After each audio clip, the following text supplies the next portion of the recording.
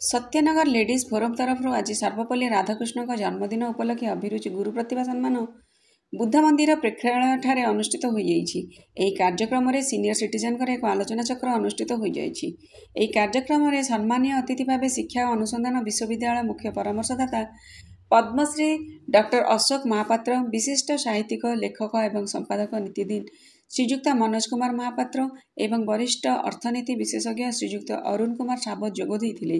ଏହି କାର୍ଯ୍ୟକ୍ରମରେ ବରିଷ୍ଠ ନାଗରିକମାନଙ୍କର ସ୍ୱାସ୍ଥ୍ୟ, ସାଇବର ସିକ୍ୟୁରିଟି ତଥା ବିଭିନ୍ନ ପୁଞ୍ଜି ବିନିଯୋଗର ସୁଯୋଗ ବିଷୟରେ ଆଲୋଚନା ଚକ୍ର ଅନୁଷ୍ଠିତ ହୋଇଥିଲା। ଆଲୋଚନା ଚକ୍ରରେ ପର୍ଯ୍ୟାଲୋଚନା କରିଥିଲେ ଭୀମସାର ବୁର୍ଲାର ପୁରାତନ ନିର୍ଦ୍ଦେଶକ ଡକ୍ଟର ଲଲିତ କୁମାର ମେହେର, HDFC ବ୍ୟାଙ୍କର ବରିଷ୍ଠ ଉପସଭାପତି ଶ୍ରୀଯୁକ୍ତ ଅନନ୍ତ ପଟ୍ଟନାୟକ ଏବଂ ଭୁବନେଶ୍ୱରସ୍ଥିତ MITMର ମୁଖ୍ୟ କମ୍ପ୍ୟୁଟର ବିଜ୍ଞାନର ମୁଖ୍ୟ ପ୍ରାଧ୍ୟାପକ ଶ୍ରୀଯୁକ୍ତ ବିନାୟକ ସାହୁ ଭାଗ ନେଇଥିଲେ। परिशेषे सत्यनगर लेडीज फोरम और संपादिका श्रीमती अनुराधा दास कार्यक्रम को सुचारू भाव परिचालना करथिले, संयोजना करथिले आनी शतपथी, धन्यवाद अर्पण करथिले श्रीमती सुरभि त्रिपाठी।